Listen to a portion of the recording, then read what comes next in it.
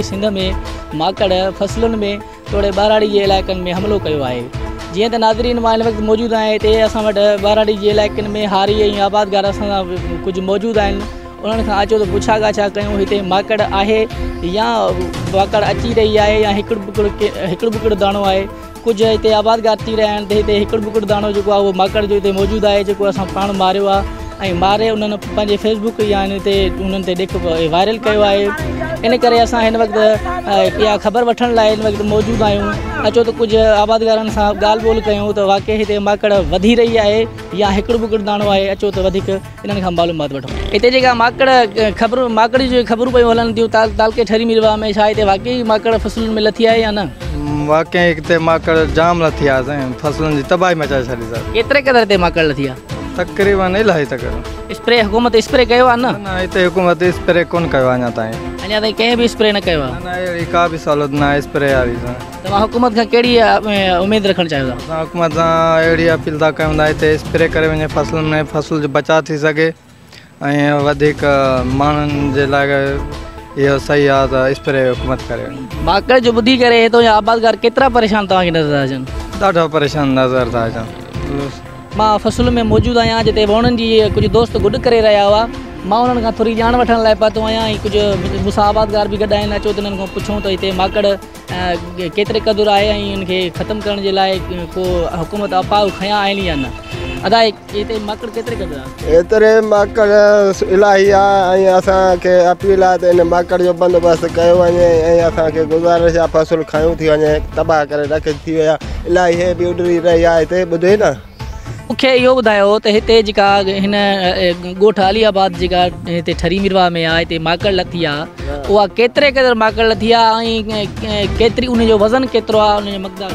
वज़न इन जो सुठो आहे, तक़रीबन सुठी आहे, हेॾी हेॾी आहे ऐं तक़रीबन 8 आना हिते आहे। माना हिन बारे में हुन बारे में माना फसल खाई माना टुक टुक करे तबाह करे छॾियो अथई। ईअं इलाही वधंदी थी वञे रोज़ानो रोज़। वाक़ई माकड़ ॾाढी अची लथी आहे, 2 टे ॾींहं थी विया हिन सां माकड़ खे घुमाऊं था वणनि में, हेॾे होॾे गुॾ कढूं था, माकड़ उॾंदी थी वञे। हाणे हिनखे असां छा कयूं? हुकूमत खे अपील आहे त असांजे को बंदोबस्तु करे, ग़रीब आहियूं, फसल ते रोज़गार आहे, महिरबानी करे ख़र्चु कयो आहे जाम, वाह बंदि पिया आहिनि, ॿियो अची माकड़ लथी आहे, हाणे ग़रीब काॾे वञूं? हुकूमत खे अपील आहे त असांजी का ॿुधे। त की अपील आहे त जेको आहे माकड़ खे जल्द खां जल्द संभालियो वञे, फुआरो कयो वञे, एक्सरो कुझु बि कयो वञे, असांजा फसल तबाह थियनि था पिया। इन जे करे हुकूमत खे अपील आहे त असांजा फसलनि जे बचाव ख़ातिर पंहिंजो को बि बंदोबस्तु कनि। इन जे करे असां अपील था कयूं। तव्हां असांखे ॿुधाए सघो था हिते माकड़ केतिरे क़दुरु लथी आहे ऐं घणी लथी आहे? माकड़ ते हिते तमामु घणी लथी आहे, असांखे तमामु ख़तरो आहे। माना पोखूं तमामु भलियूं थियूं आहिनि हींअर, लेकिन इन टाइम ते फसल वञे थो ख़राबु थींदो ऐं इन में को हुकूमत सां तदारक करे जेको आहे इन जो बचाई हिफ़ाज़ती तदाबीर करे, न त असांजे फसल सभु सड़ी आहे। हिते माकड़ कॾहिं खां वठी तव्हांखे नज़र आई? माकड़ हिते असांखे तक़रीबन 2 हफ़्ता थी विया आहिनि माकड़ घुमे पई।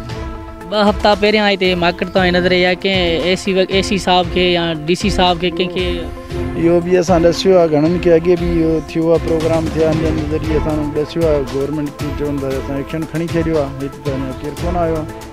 उन माकड़ जो जेको वज़न आहे, हे माकड़ हिन दोस्त पकती भी आहे। नाज़रीन हे ॾिसो, हे माकड़ जेका असां हिन वक़्तु पकती आहे, बहरहाल असां त हिकु पकती आहे, इन जी हिंजणियूं हज़ारनि जे तादाद में हिते लथल आहिनि ऐं चजा हे माकड़ जेका आहे हिन जो तक़रीबन वज़न घणो थींदो?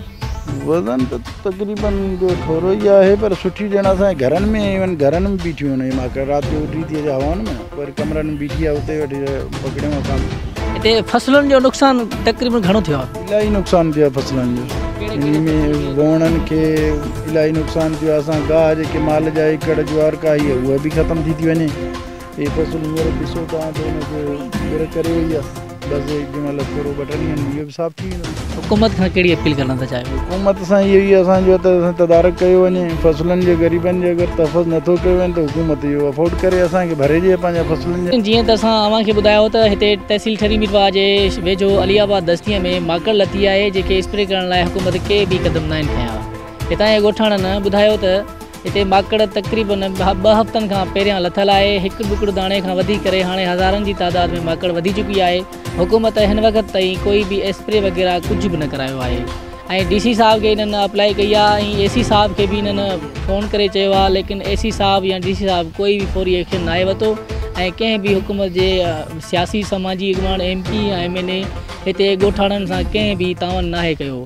कैमरामैन आमिर अली दस्ती सां गॾु नियाज़ दस्ती, सच TV न्यूज़, ठरी वीर।